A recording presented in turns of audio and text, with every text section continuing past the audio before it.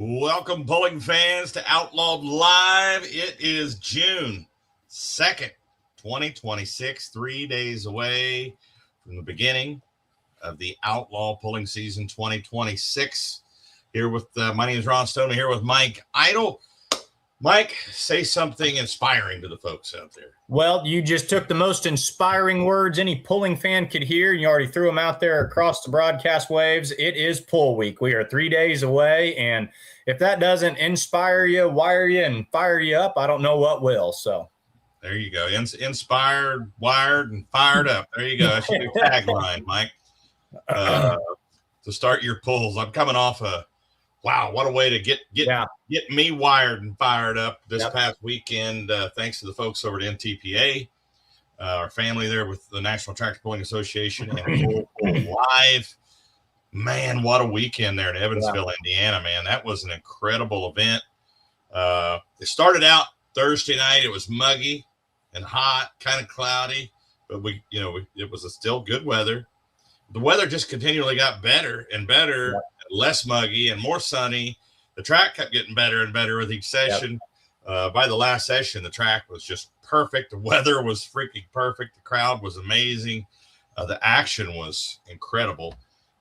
Wow, there was a lot of fire, a lot of carnage. I mean, I think everyone has seen the mini rod accident that occurred there. But wow, what a weekend there in Evansville. If that's a precursor to the season to come for Outlaws and NTPA, man, we're in for an exciting season. That show, hats off to Full Pull Live. I was able to watch at least a portion of all 4 sessions, Friday night and Saturday night. I was able to sit down and sink my teeth into it and watch everything. Great pace at the pull, great production by Full Pull Live. We could really see the team effort. And I'm going to go ahead and give, Ron, my good buddy right here, I'm going to give you a compliment live.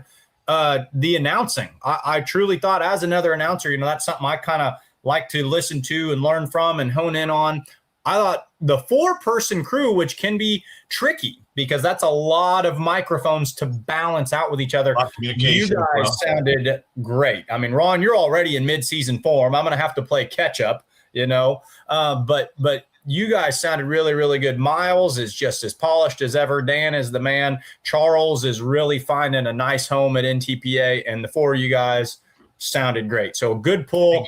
Production, iron down the track, announcing everything. It was fun to watch, and we're going to bring it back to our side of the river, and we're going to go outlaw pulling, and it's going to be just as good. I have no doubt about it. By the way, did you get a glimpse of our brand new production trailer? Did I ever? Man, oh man. It's kind of cool when the thing that breaks the internet is on our side of things, something production and broadcasting, and normally it's an unveiling of a new tractor, which we saw some really cool new iron at Evansville too, by the way. But yeah, we're really we're kind of laying down the gauntlet. There's this meme going on, or this TikTok going around that talks about, last year we flew under the radar, but this year we're here, and that's exactly where we want it. And I've watched it several times, and I just keep thinking that Outlaws and Full Pull, that's very much of kind of what we're going into right now. But yeah, that production trailer is absolutely beautiful. That's sharp. Race wraps. That will be here. It will be here this weekend. I'm not sure if it'll be on site at Norfolk or not, but it will be here this weekend. But that thing is, and there's a big screen with that production trailer. Race Wraps did that work on that trailer, man. I think I'm going to try to bring it up here, try to share the screen here. Yeah. And also, did you see the track being built in Colbert, Oklahoma? In Colbert, man, oh man. Red dirt. Holy moly. Yeah, that was so I'm curious, is that a reflection of the specific material that they're using to build that track, saying did they haul in clay, or is that a reflection of the natural elements and surface that pullers are going to have to deal with in Oklahoma? Regardless, it made for a very a stark picture, and it's going to be something cool. But yeah, bright red track down there, and that's out there. Is that in Wager's turf facility? Are they building this all kind of within the confines of what they already have? Yeah, so you can see it's going to be neat. That's really going to be cool to see how this comes together down there at the Full Pull on the Turf at, what is it, Top Notch Turf, I think is the company they have down there. Let me see if I can grab this here.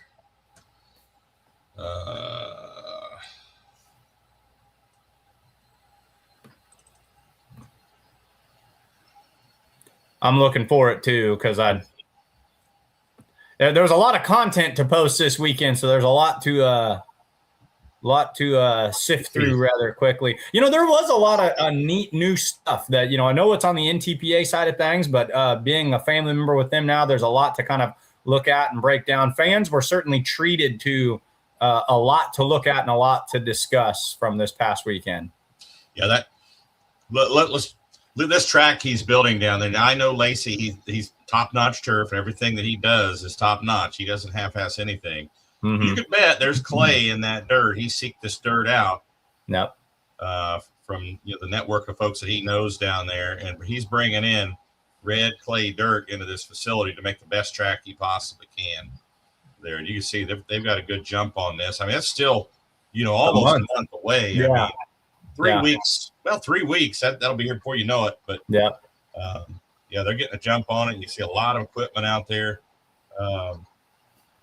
Sparing no expense on this event. Of course, I'm wearing the brand new T-shirts they've got made down there. The top-notch turf. What'd she say? How many loads?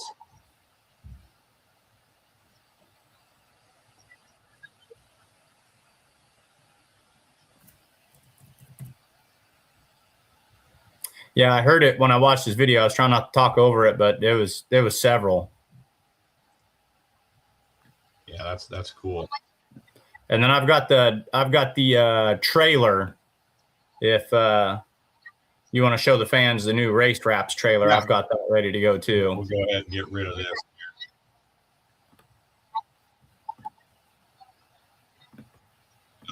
Let me get rid of it. There we go.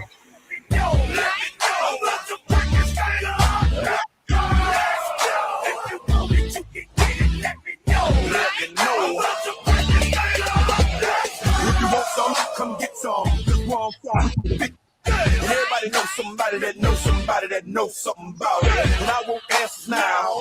Where, why? See, a lot of dudes like to act the fool now. Get on live, but that ain't my style. What we gon' get and what he gon' do? Run up on me if you want to. That's sharp, Mike. Check out the wheels. I feel like I need to get in there and polish those wheels to shine them up, make it look even better. I love the way this thing's look. And I know that we've made a lot about this lately, and it's hard not to with you coming back from Evansville and helping NTPA out on that side of things and just knowing the direction of where it's going. But who would have ever thought that the Outlaw logo and the NTPA logo could look so intimidating side by side? I mean, that is something that, that's a natural fit, because that was my first thing when I saw this trailer. I said, okay, well, I want to see our logo. And then they kind of swooped around to the other side of the trailer very prominently right there. But then in the lower portions, you see the two together, and it's just, it's hard not to get excited thinking about the oldest association in pulling. And then what I always describe as like the hungriest association. I always say that we as the Outlaws have the biggest desire to go out there and show the world what we're made of. So far, Ron, it looks like this could be a match made, in the best of pulling interests out there. It really feels like, I can't help but notice too, you go out to Evansville, Kyle goes out to Evansville. It feels like NTPA is very encouraging to our input, even to the point where that they are seeking our ideas, and it just feels like the future of pulling is headed in a really exciting direction. Well, yeah, and I feel that as well. I mean, they know that what we've done out here has been successful, and yeah, they want to, they want to some of that knowledge. Hey, what are you doing that's working for you? That's like everybody asks me all the time. Well, what is the NTPA going to change? What are they going to do here? They're going to change everything. It's like, no, they're not. They basically said, hey, it ain't broke. We're not going to try to fix it. If it ain't broke, don't fix it. So we're going to try to build off each other's successes, and learn from each other's mistakes, and build this thing into an even greater entity than what they already are. Mm-hmm. But after working with them over the weekend, man, it felt like working with my Outlaw family. Sure. I mean, everybody was super nice and cool, and all the pulling teams and everything was super nice, and it was cool to be around you meet some new people, and people I've seen on TV and never got to meet. I got to meet them, and right. And it's a great relationship, man. We're gonna see some great things for the sport of pulling with this partnership. And it's fun to think about too. I know that like when Dan, for example, came to Rock Valley, he was excited to have the opportunity to interview some pullers, like Don Nelson and some of the other cornerstones of the Outlaws. But then I'm sure for you, we're on the west side of the river. Like I saw you made your way down there and spoke with Joe Ader a little bit. I mean, that's got to be a pretty fun experience. Joe is one of the winningest pullers of all time, but obviously because of what he pulls and where he pulls, not someone we get the opportunity. So just from a pulling enthusiast standpoint, it's got to be neat to talk to some pullers like Joe and expose the world to some of our pullers as well. So it's really fun. It's kind of cool. It's so cool to get to meet them and learn their personalities. I spent a little bit of time with Joe Ader in Florida and in Evansville this year already. Just a humble guy, man. Just come off as a humble dude, and you think somebody like that might have a little bit of arrogance about him, but I didn't sense that at all. I said just the opposite, super nice guy. Kind of reminds me of my grandfather when I met him because he's got great big hands. I was going to say the first question I was going to ask you, because I met him and I've shaken his hand and talked to him once, and the first thing I noticed was stay on this guy's good side, because his handshake alone, I think he could, impart. Don't let him get a hold of you in a fight. Yeah. But no, it was a fun weekend. Great things to come here with the Outlaw NTPA partnership, man. I'm excited for the future. Of this partnership. So one thing I wanted to talk about, last week, and I didn't share it. Let me see if I can screen share this here. Let me share this screen.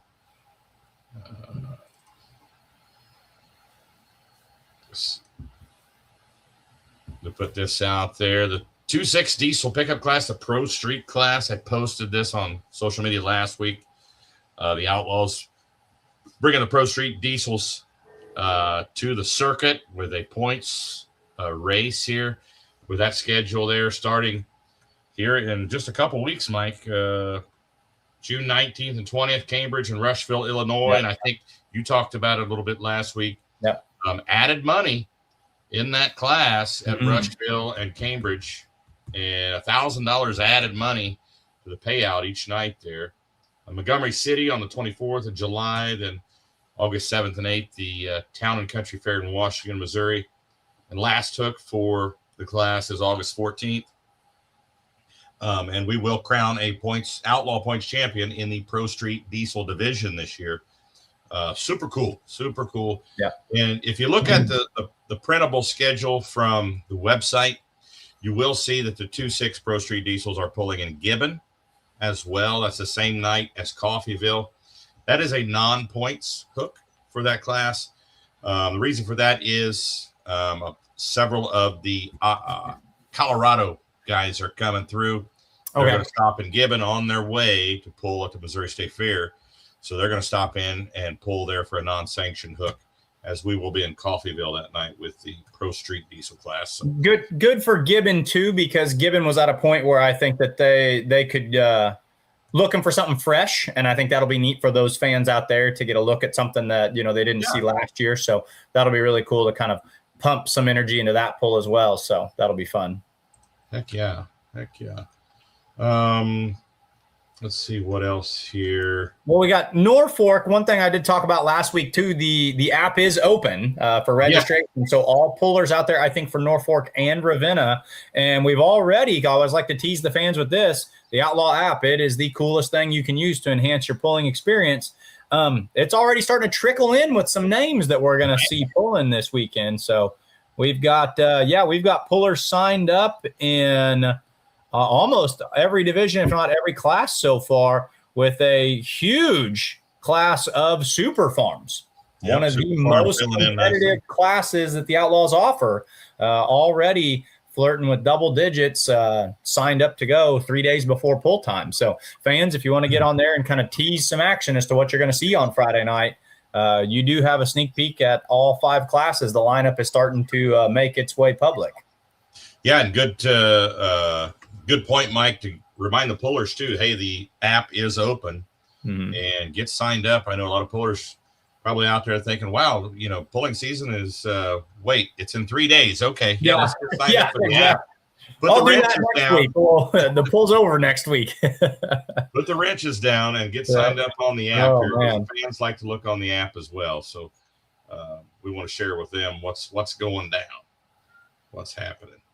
So, Mike, I kind of tease everybody in the ad for the show saying, let's prognosticate a little bit. Let's make our picks. Let fans make them. I know we've done this before, but let's get caught up on comments here so far, though. Case Conover watching from Lytle, Texas. He's a big Case fan. Yep. Mark Willis watching from Carrollton, Missouri, home of the Schluter clan. Cole Lindahl watching from Wakefield, Nebraska. He went pulling a little bit this weekend. I'm not sure what he got some neat pictures, got some neat videos. He saw some neat iron and helped me to expose my ignorance in the comments. And I am needing to learn a little bit right here. So do tell. What? Detroit diesel engines. Now, my mind, when you say Detroit, my mind immediately goes to seeing them in tractors. That was an option you could get. I think Oliver offered a Detroit. I think John Deere maybe offered a Detroit.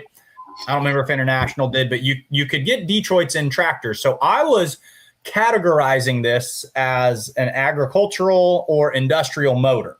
A lot of the comment section immediately reminded me, no, you could get Detroits in 3/4 ton pickup trucks. So, Ron, the Detroits that you would see in tractors, is that an entirely different line, an entirely larger motor, or was that a little old pickup motor that they were swapping back and forth? Because they were asking, is that mod a light limited modified? And I said, well, I don't think so, because at an industrial motor or an ag motor, you can only run a single charger with our light limited mods. And other people were like, well, those came out of trucks. That would be more of an automotive motor. So I don't know enough about Detroits to know what side of the fence that falls on. Yeah, the big truck motors. I don't know what series of Detroit that is. I know they did put them in semi trucks. That Detroit made 2-stroke diesel supercharged. That's right. I forgot about that too. Big trucks. Detroit. That name's been out there a long time. And of course, they kind of had a bad reputation. You couldn't park a Detroit anywhere without having an oil spot underneath it. But I do know that. But as far as the different series and things like that, I have no idea. But it looked like he had a pretty successful couple test passes with the tear. That was neat. Running a triple charger setup on a Detroit. Now, Ron, you're kind of a man who thrived in the 80s. There was a modified pulling tractor. I've seen videos of it online that I think ran it ran 2 chargers, but single stage turbos, and it was a Detroit. And I think it just had 1 Detroit. Maybe there were 2. There was but one. Do you remember this tractor at all, or does anyone in the comments have any clue what I'm talking about? It was like a 5,800-pound mod, maybe. Playboy's buggy or something like that. That sounds kind of right, but so this has been tinkered with before. It's a fun concept. Yeah, Pulling Power Magazine did an article on that tractor. I remember. I'm trying to think of the name. For some reason that name comes to mind. Dick Blankspore checking in from Inwood, Iowa. Tina and Eric Berger from Wilbur, Nebraska. Marty Samuelson counting down. He's counting down not to Norfolk, but to Ravenna, the big 2-day event in Ravenna, Nebraska. Let's get all that rain out of its system here, Marty, before the exactly. This is their weekend for rain. This is when it's supposed to rain. We've changed dates, so we'll do that. Boy, we'll be upset. Well, I'm not even going to say it. Mike. Let's move on. Robert Miner checking in from Niobrara, Nebraska. Cole Lindahl, Elgin, Nebraska was where the pool was. Okay. Cole Lindahl. It was a 60 series Detroit, commonly found in heavy over-the-road semi-trucks. One of the crews said they were aiming to run it in the 7,400-pound. Right. So that's where my thought process was. This is in the same vein as the Texas Bullwhip, but a diesel. Now, obviously, a lot of differences there, but in the same kind of essence. This is a V8 compared to an inline 6. But I got to looking up the cubic inches on these Detroits. They were a lot bigger than I realized, too. So it's neat. If you folks haven't seen it, there's a 3-charger Detroit modified floating around out there. So Would love to see it pull in with the Outlaws in the 7,400 class. So let's, I'm going to go over here and try to grab a screen, Mike. Okay.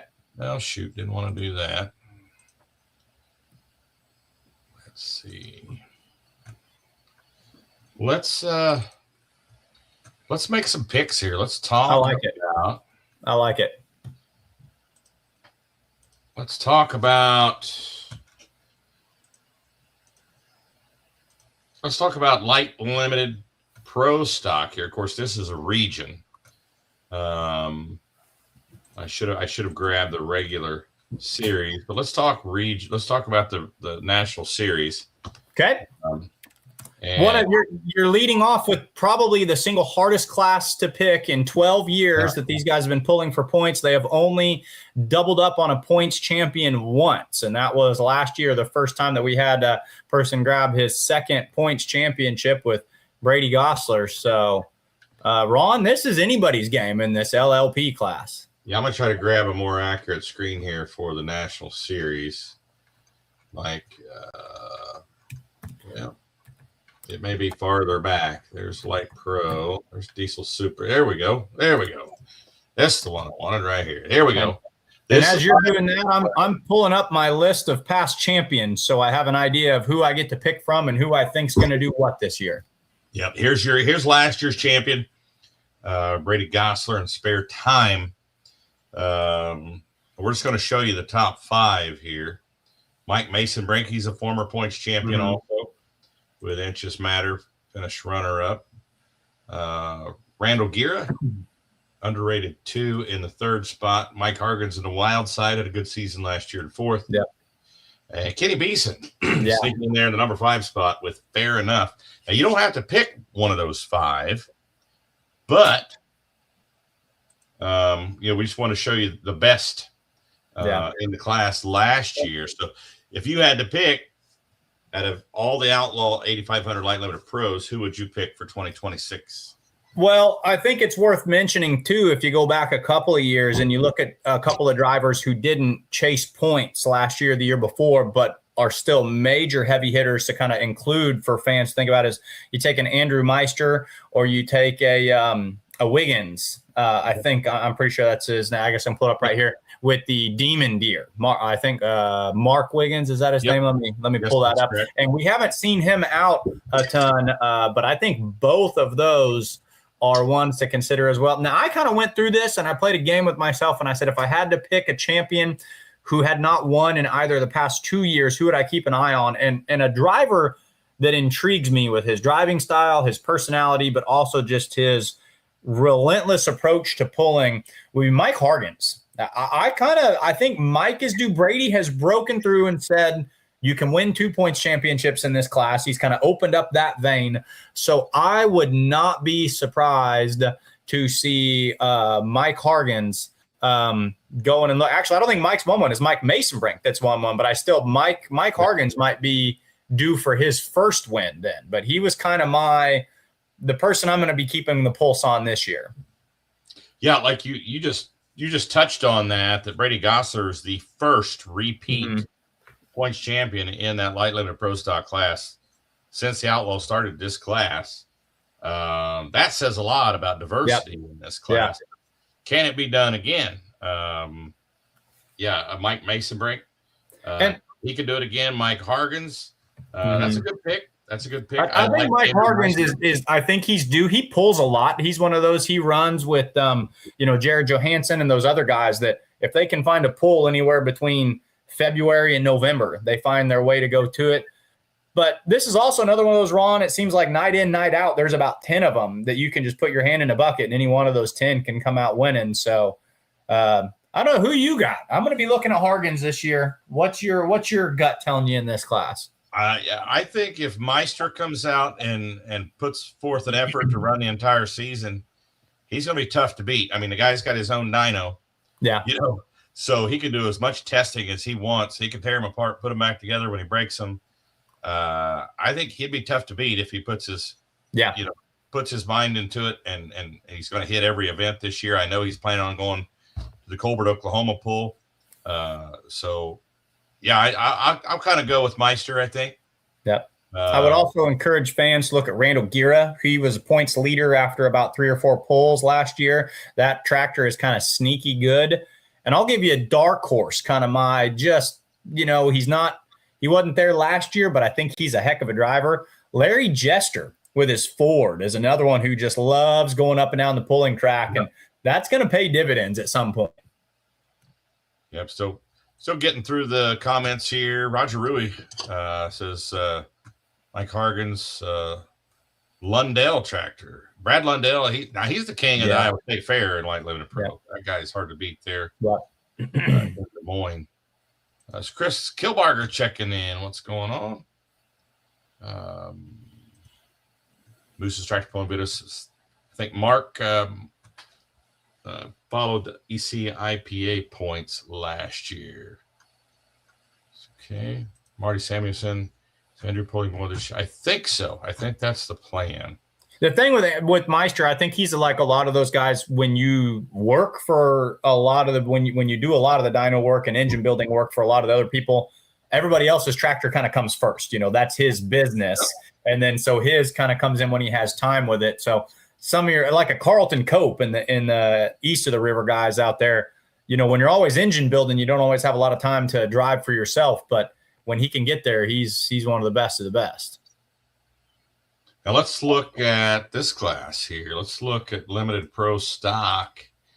Now with the new box turbocharger, of course, Justin Deck and Brian Deck with Dream On won the class in 2025. Right there, nipping at their heels was Gary Barrett in the high state horsepower. Jamie Lane and moving on. That tractor's they're saying now that it is going to be back this season, but it's probably going to be mid-season before we see the moving on tractor back on the track. Roger Rui, One Being Farmer, that tractor for sale, but I did see Roger watching. Maybe he'll answer the question here. He said didn't sell the tractor or something like, look what I'm doing. And I saw a turbo, I think, sitting on a bench there. I'm not sure what he was doing, if he was putting a box charger on or what, but now that tractor, they're gone. They sold that tractor.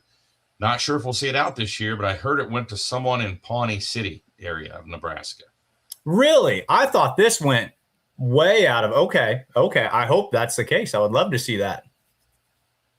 And let's see, get back to Kurt Van Beek says he thinks Smoking Joe Moriando, but he's going to have to use a drop right off the bat here because he's not going to come to. Last I heard, he wasn't going to be able to get the tractor done and make it to Norfolk this weekend. So, I don't know. I have heard, a lot of the decks had bought the box turbo.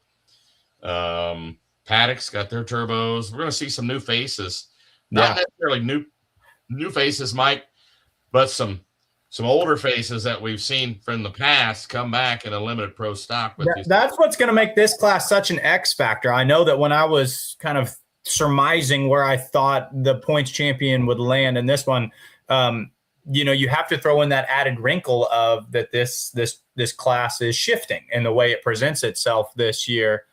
But I've got two that I'm kind of keeping an eye on. There's one tractor that on the back half of the season last year really, really impressed me. And I think that if it runs a full season, it seems like this is a vehicle that comes out on the back half of the season and really does well in the late stretch. But I think if the High Velocity Legacy Edition, the Davison's tractor, I think that Agco is a tough one to beat. And I also think that David Novak is kind of due, building on his big farm show pass that he had this year. I look for either of those tractors to make some interesting statements this year. Novak is tough. It'll be interesting to see what this box turbo does as far as equaling out this class, or starting out with this box turbo, how much power they're going to be able to make with it and who's going to be the most competitive. We got pullers like Bo Eilenstein coming back into the picture. Oh, okay. Pulled 4-1 with the Outlaws, then made it into a 5.0 Pro. It was called Coming Undone. It was called Old School and Coming Undone. He's got the box charger. He's going with the box charger 4.1 this year. The Shacklefords They've got 2 tractors running 4-1 with the box charger. Brad Brunn is going to be running with us this year. Darren Weirs of the Top Gun ordered the 4-1 box turbocharger. So we're going to see some faces out there. Yeah. I think that we don't normally see, or we haven't seen in a few years, come back into the picture and run with the Outlaws in limited pro stock. So you never know, might be a surprise. And I'm going to make a side comment on that right there, and just kind of come over here and have a little side conversation. People were so worried about what will this box charger do to the class. The numbers are going to be down. It's going to be a tough transition year. And I think we were all only thinking of the existing tractors. Well, Ron, look at that right there that you're observing. A lot of other ones that have been kind of shelved and deciding where their futures were going to go are now kind of circling back into it. So that tells me anything that we would have lost is already being found in another area. So this is going to shuffle this class and make it something really neat and new for fans to check out this year. So I don't know, kind of makes me feel like we don't need to be that worried about it, because we're seeing some stuff coming. It was a cause for concern, but it was a cause for concern if we did nothing. Sure. I think it was a bigger cause for concern. For me, it was because I talked to a lot of the pullers, and there were more pullers that were either going to quit pulling, take a year off, or jump to 5.0 Pro. That was the consensus. That was the easy jump because it was getting too expensive to run 4-1. So the average class number for limited pro stock, and this is through Rock Valley last year, was 8 tractors. So, I had a lot of people, when you tell them that, they were like, well, you guys have too many hooks. That's why. It's like, no, that's just barely nipping in, getting into July. So that's June and July. We had an average of 8 hooks in the class.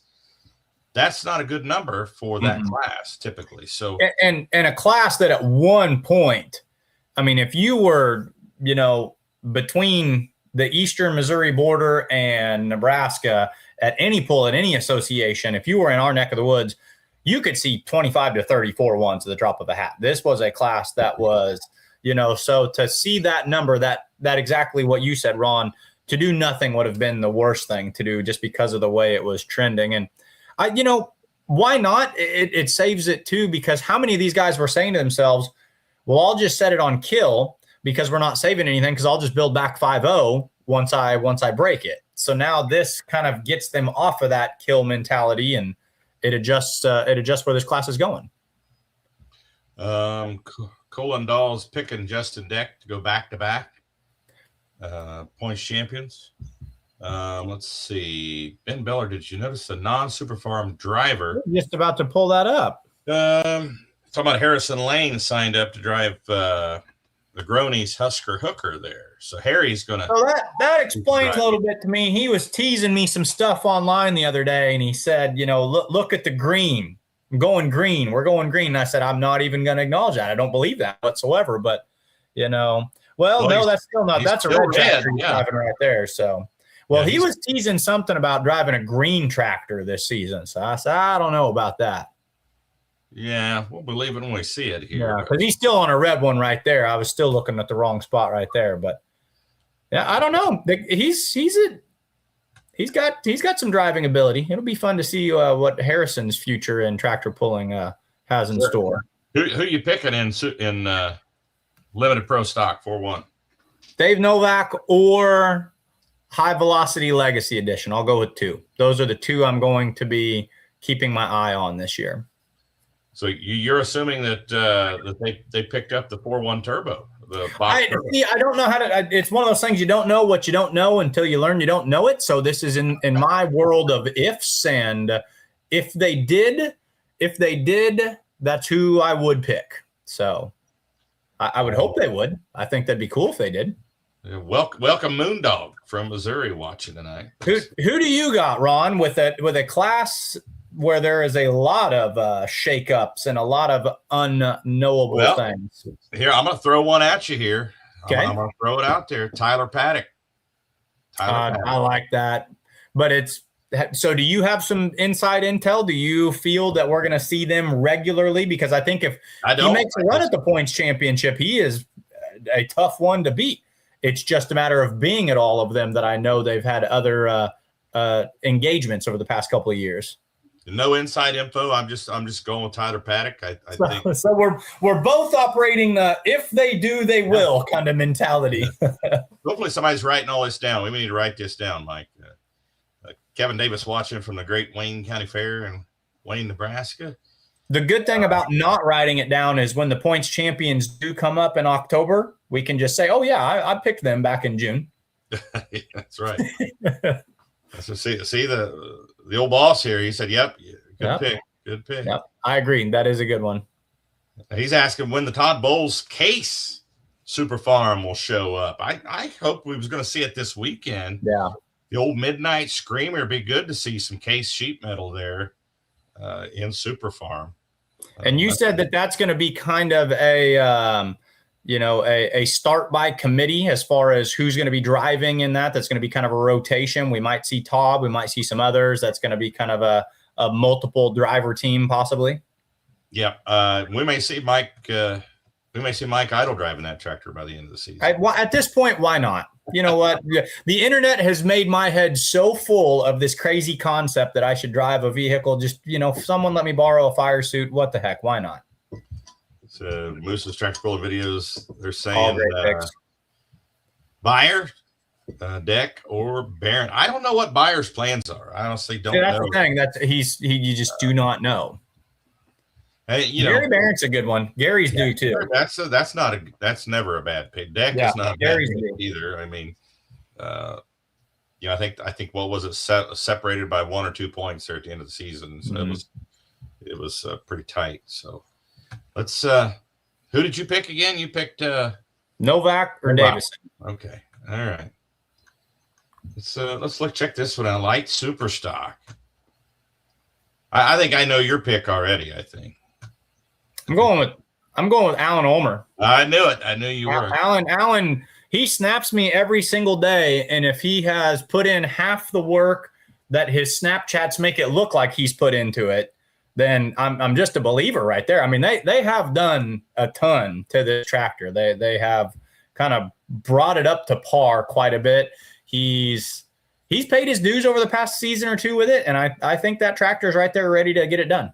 Speaking of tractor being on par, one of the most improved tractors last year from the season before was this tractor right here, Ryan Frericks. This thing was, when he came out, now he didn't make it to every event, but when it showed up, that thing was on kill. He picked up a win in Manila. Did he also get the win at Wayne? I wanted to say he had maybe 2 victories to his credit, if not more last year, but I know one for sure. I know he got Manila, and I thought he might have had another one down the road too. Then Justin Hoffman, if we see him at every event, him and his dad, John, those guys, former champs too, they're tough to beat. This guy here, I mean, he's pushing 53, 54 years experience. Yeah, he's forgotten more about pulling than most people could hope to know. And Alan Ulmer, I think he wrenches on that thing every day. And Frank Bowlboy, he tough to beat. He comes to every event, and he's just, he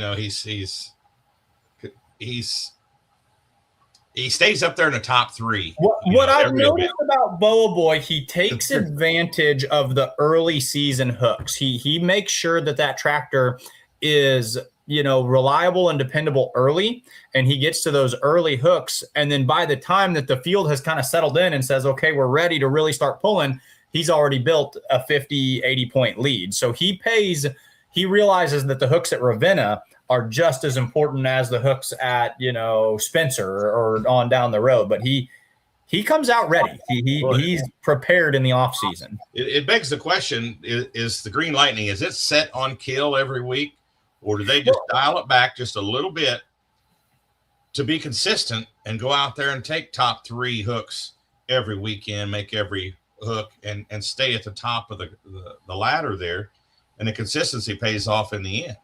This is my argument. I think about this way more than I should. This is my argument that I think the National Farm Machinery Show should consider every time they look at an outlaw pulling vehicle, and they probably do. I think a lot of people are prone to say, well, if you take the best NTPA vehicle and you take the best Outlaw vehicle and you hook them head to head one time, they say, well, NTPA makes more power. But I always say, but an Outlaw puller has to pull 28 hooks, 30 hooks. So if you took one of these other vehicles and you had them set the way they set, would they survive? We have to run a gauntlet. So Ron, it's exactly what you're talking about right there. There's a lot of strategy in the concept of it's just as important to be there in September. And with our pullers, I mean, we have a lot of guys that are pulling 26 or 28 times in a year. So you've got to be there at all of them. And it's really impressive in its own way to be able to win a championship by being able to do that. Colin Dawes, he's saying Ulmer or Frericks. Both tractors run hard if all the stars align. I'm going to go with Boa Boy. Just the consistency there. Yeah, I think it's hard to pick against. Yeah. Robert Miner says, does the app show who is running for points? Not yet, but on the app, if you go to the app and look at the standings, of course, right now the standings, there's nothing there because we don't have any. No one has pulled yet, but you can check that standings section of the app, the Outlaw Pulling app, after events. Give it a day or two for that stuff to be added in there, and you'll see who's running points, who's leading and such. But it doesn't tell you definitively who's running for points and who's not. So, I mean, when you join the Outlaws, you join, but it doesn't necessarily mean you're going to run points. But right. Join, you're also getting insurance coverage and things like that. So, and it's cheaper actually in the long run to go ahead and join and become a member than to pay a one-day membership every time you pull.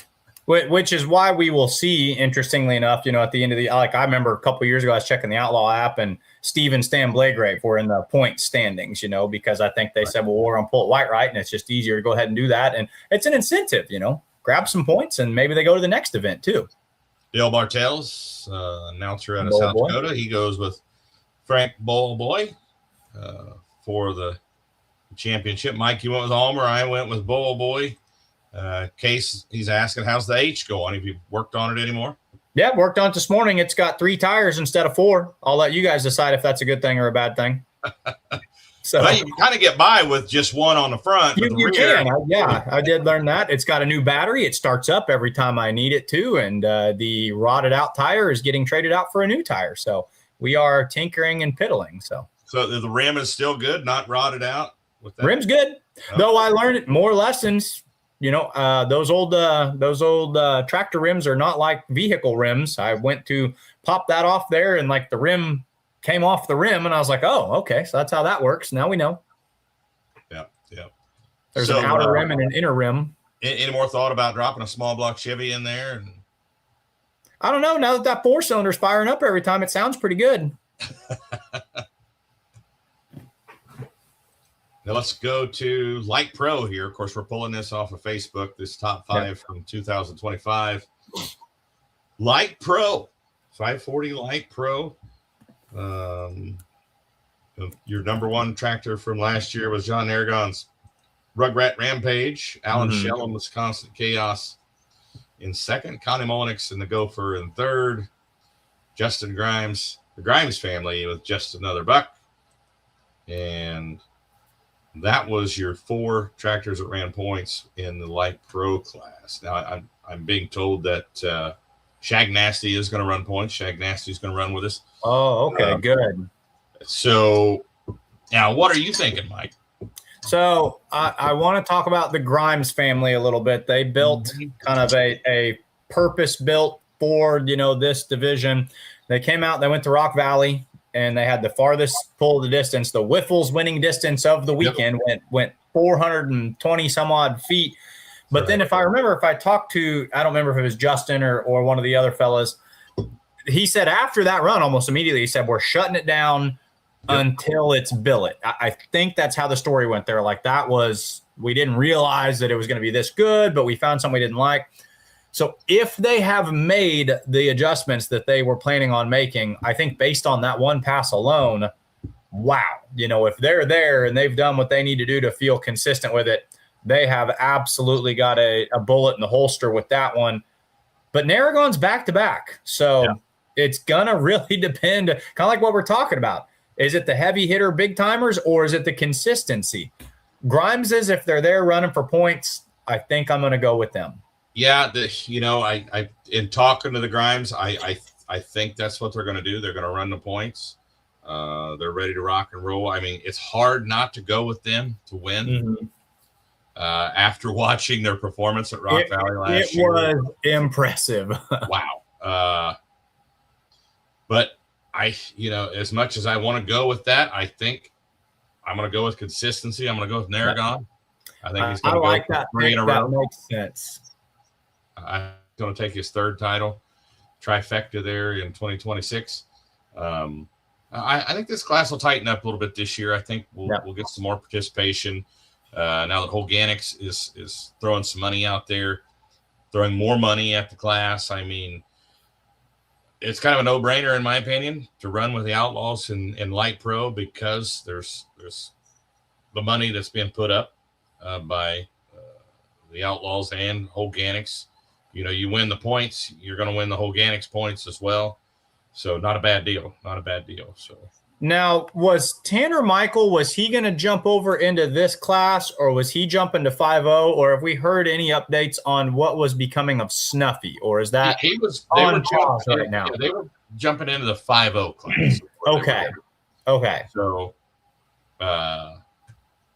yeah, I don't know where they're at with that tractor right now. I know, his dad passed away. Then, I'm not sure it was 6 months or so later that his mom passed away. Yeah. So, I haven't talked to him recently about the progress of the tractor, but I know, I can't remember when it was, but I think it was when I was going to Florida. The chassis was still there, and he was going to get the chassis back. So we may see it out on the track. I think we're going to see a lot of 5-0 pros out on the track this year. That's a class a lot like the 7400 Outlaw mods. I think fans need to be paying attention to the 5-0 pro stocks. I see a lot of future of pulling in my crystal ball with that class. I see a lot of single charger guys gravitating to that over the next 5, 10, 20 years. My crystal ball also tells me, and 5-0, of course, we're going to see a lot. I think that's been the trend. That's for a while that we're going to see a lot of tractors being built for the 5-0 Pro. But I think once the 4-1 tractors take hold this year, I think you're going to see 4-1 build up again. I think you're going to see a lot of box charger 4-1s start showing up. So they'll be in a nice spot in between 8500 Light Owner Pro and Pro Stock. You know what I mean? They won't be nipping at the heels of those 5-0 Pros and make that easy step to 5-0. So that's kind of my thinking on it. Chuck Cleveland, will the Holganics points be viewable on the app this year?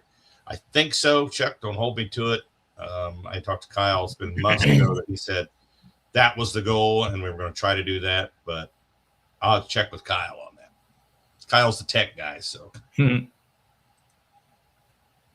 Mike, you're getting questioned about your age again. You gonna pull it any of this year? I really kind of wanted to. I really did. I thought that would be something fun to experiment with, but I also feel like we're getting close enough to the Outlaw pulling season, and I feel like there is so many things happening in the production side of big time pulling that I would really rather just continue to stay focused on this.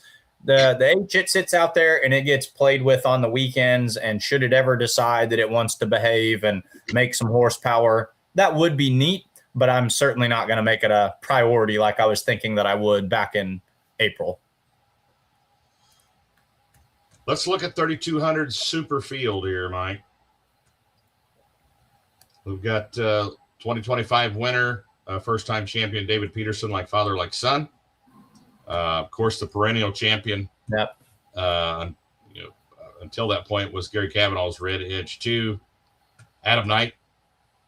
Adam Serve with the Dark Knight, making a hard charge for the championship. The Rum Runner, Mark Reardon, in 4th, and the Midnight Rider in 5th. Who's your pick here, 3200 Super Field? I'm going to go way out of left field on this one, but I feel like each of the past 2 years at Wayne, Nebraska, I have climbed down out of the crow's nest and interviewed the exact same driver with a win, which tells me if he could capture lightning in a bottle. And help me out here, but I think it's Casey Asmus. Didn't he win? He's one that in this class from time to time jumps up and bites everybody with the Deer Cruiser. This class is dominated by red ones. The green ones are on the outside looking in. But if he could find that magic that he finds at Wayne and hit a couple other tracks, there is something about the way he drives that thing. I think he gets hot in the middle of the summer, and I think he's got potential to sneak up on these red ones. So way out of left field, give me Casey Osmus and the Deer Cruiser in this 3,200 super field. Okay. I'm gonna go back to the old red edge too. I think he's gonna pull it out again. That tractor is tough to beat. Very tough to beat. I think you're not going to sing us a verse of the Midnight Rider. No, I'll save that for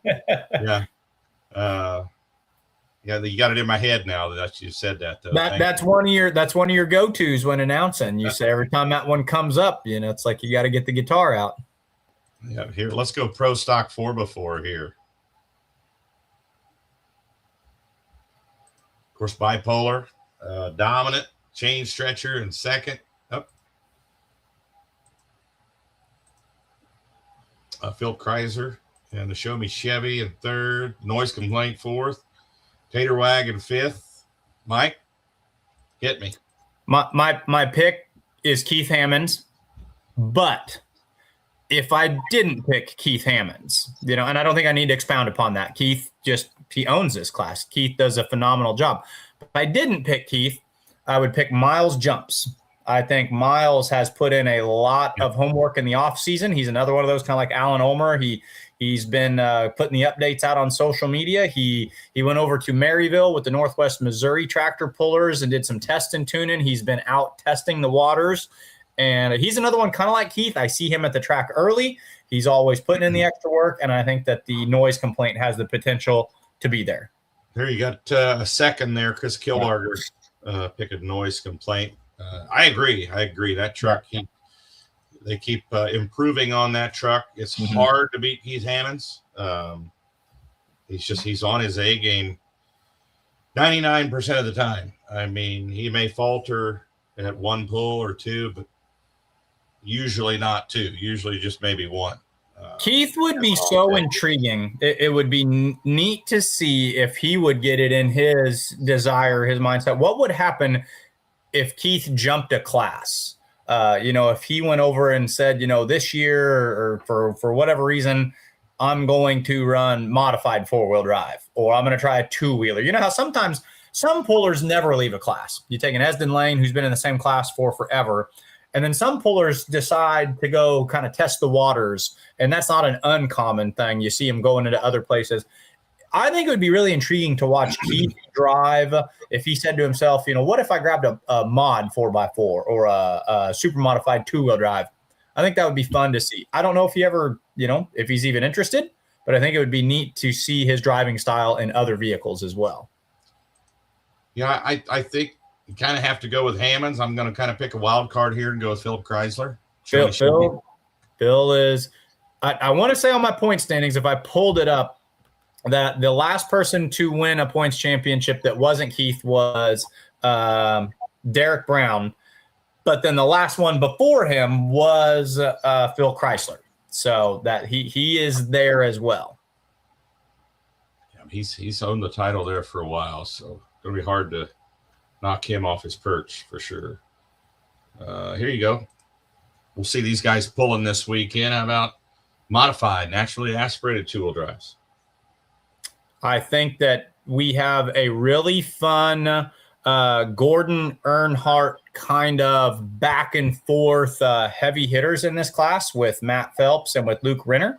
And I think it's fun to watch these two kind of trade blows back and forth all year. Don't know how much we'll see David Jeems out there, but I do know that Matt and Luke are creating top-notch entertainment, but Luke is starting to turn into kind of like a Keith Hammonds for me. It's hard to pick against Luke, so I'm gonna stay with the 2-time points champ, and I'm gonna go with Luke Renner again for this year.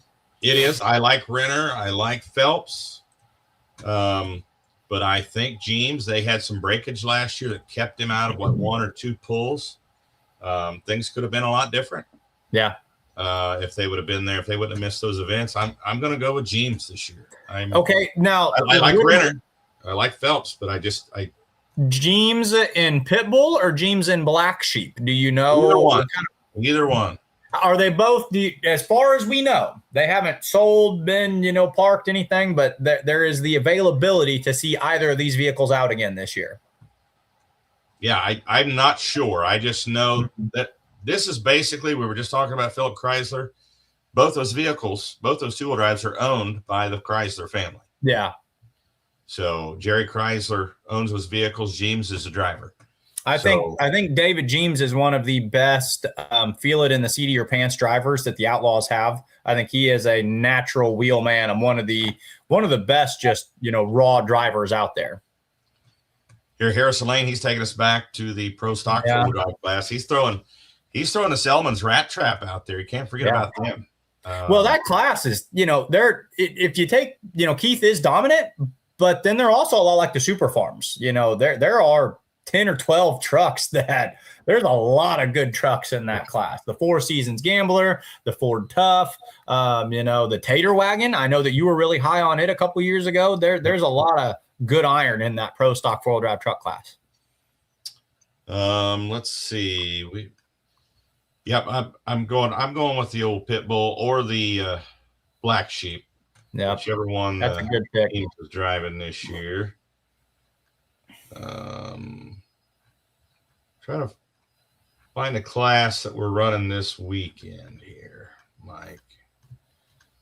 Let's talk Super Farm. Let's do Super Farms. I want to get some classes we're going to be running this week. Yeah. So let's talk Super Farm. Super Farm. Hang on. We got to go. Kilbarger's going with Phelps. The dirt. Yep. Truck, rather. So I won't have a graphic for Super Farm, I don't think, if I find it here. But Super Farm, that's a tough one. That's a really tough one. I think there's one tractor that has been climbing the ranks over the past 2 years, and it went from like, oh man, that guy kind of showed up and got a win, to, oh, okay, he's good, to, okay, watch out for this guy. I know you're talking about the endangered species D21 of the Halinga camp. That thing went from kind of like, oh yeah, he's kind of an X factor, to, boys, get your stuff right because he's pushing all of us. I think he's as due as anybody. I think he's going to push everyone to be on their A game, and he's going to be my unofficial pick for the 2026 season. Yeah. Don't slip up, because they're going to be right there with that AC. So I think that's a good pick. Let's see. To be different, I'm gonna let's see. I'm gonna go with a buddy. The Blaze of Glory. I want to go with Jared Johansson was going to be another one. I was, because I love the way that he drives. He is a left foot up, right hand down. Maybe I didn't see that red flag at 390 feet kind of driver. You know what I'm saying? He lets it eat. We've covered every class pulling this weekend except for one, and that's light limited modified. Whew. Yeah. That's another one of those there's a lot of recent history that tells you where you should pick, but there's also a lot of stuff waiting in the wings. So let me ask you this. Is there something back there that can dethrone the aughts? If we could get around one of those V12 Allisons, is there a vehicle sitting back there that you think could find its way to season championship? Once again, consistency. It's going to take consistency. You don't have to beat them week in and week out. You just need to be right there hanging around, nipping at their heels every weekend, and make every single event. And that's where you need to be to get them. Can anybody do it? I don't know. Who's going to put in the effort? Who's going to make every hook and fix it when it breaks so they can make the next hook? Because the aughts, they don't miss hooks. I mean, they show up and they pull and they finish strong. Not only do they not miss hooks, they don't really slump. You kind of need the the king up on top to go into a slump, like to use a sports term there. You need him to, cool off for a little bit. I've seen Blake and Gage both have a bad finish. They'll get 7th or 8th, but then the very next weekend they'll correct it and they'll be back in the top 3. They never have that run where it's like, oh man, he's really struggling. He's been outside of the top 5 for 3 or 4 pulls in a row now. They might miss one, but they don't give the competition an opportunity. Yep. I think the natural assumption would be Wes Severs is the one knocking on the door to get around them. But I also think that the pure pressure machine, Beckman, that thing is kind of like a Jared Johansson. When that thing is right and he drives it like he stole it, that thing can be pretty mean too. I don't know. This is hard. Otts have a lock on that class, but there's some knocking on the door pretty firmly. Yeah, that's Severs is a good. I agree that the twin turbine. He is kind of a thorn in their side sometimes. So yeah, I don't know who you going with. See, I was stalling for time. I was doing my good trick where I kick it over to the main announcer, hoping he would. Yeah, okay, I'll go with mine. Okay, I'm gonna go yours, Ron. I'll go with Blake Ott. I'll go. You know what? I am too. At the end of the day, in my gut, I know that's not fun for fans. I know I'm not picking a wild dark horse, and I'm not upsetting the apple cart. He doesn't. The odds don't miss. They don't give you that opening to go get it. So, barring something crazy, it's theirs to lose. But it's a fun class because anything can happen. So, was that an answer, Mike? Did we get an answer? Blake Ott. Okay. Blake Ott. All right. Blake Ott's my answer. Yeah. We don't want any gray areas here. So Chris Kilbarger says it's the year of the turbine. So the turbine, we'll see. We shall see. Well, we made our picks for at least the classes that are pulling this week. We can hit the classes we missed next week as we're preparing for Ravenna and see how close we are in some of our picks, at least how they start out the season. Yeah. This Friday in North Fork, Nebraska. So they're all of them are sitting here watching us saying, way to put the announcer's curse on us before we've even gotten to the pulling track. So, probably cussing us too. So. Yeah, exactly. Come on, guys. The announcer's curse, if you believe in it, it's a real thing. Let's see. Norfolk Sports poster. This Friday night, June 5th, start time 7 p.m. Gates open at 5 p.m. at the Off-Road Speedway in Norfolk, Nebraska. Admission's $20, under 15's $10. Pit pass is $20. Limited Pro Stock, Light Limited Modified Super Farm, Modified Two-Wheel Drive, Light Limited Pro, and 3200 Super Field, all in action for the first time in 2026 this Friday night at 7 p.m. Don't miss it. Mike, you're going to be there. I'm going to be there. The whole crew's going to be there. The band's going to get back together again this Friday. What are you looking for this Friday? What do you think's going to anything spectacular? Somebody going to come in and blow us out of the water and say, I didn't expect that? Well, I think one thing we've talked about a little bit on this show is the importance of consistency. And much like a sports analogy, I just came from the baseball field, set the tone early. This is something that we used to talk about a lot when I was coaching.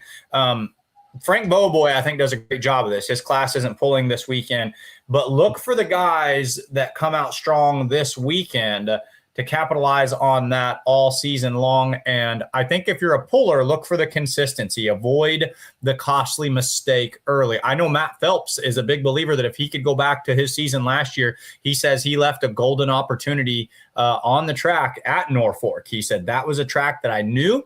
I read it well, and I talked myself out of the gear I wanted. He said, if I'd have stayed with my gut, I would have won that pull, and that would have been a big deal going on. So I think if you're a puller, watch that. Now, as far as what's that going to correlate to what we're seeing out there on the track, I think your veterans with their little black books of tricks will come out there. So I look for someone like an Alan Andrews to lay down a big pass and say, come and get me, folks. A Blake Ott, like we're talking about, hometown pull for the Otts. So I think you'll see something big out of the people who have been there before. But always fun to see how the narrative is going to shake up after week one.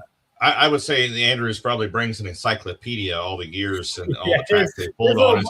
It's not a little black book anymore. Yeah, he got the big black book. He's like, go get me volume 6. He says, hey, what'd I do at Norfolk? And he says, well, which year? And he's got, all his. So, That's awesome. true. If you've seen our interview with Alan Andrews, you'll know that he very meticulous about keeping notes, and he says it makes a big difference. The proof's in the pudding. 8-time national champion. Yep. 3 more nights of sleep before we go pulling here. First time in 2026. Thanks everyone for tuning in.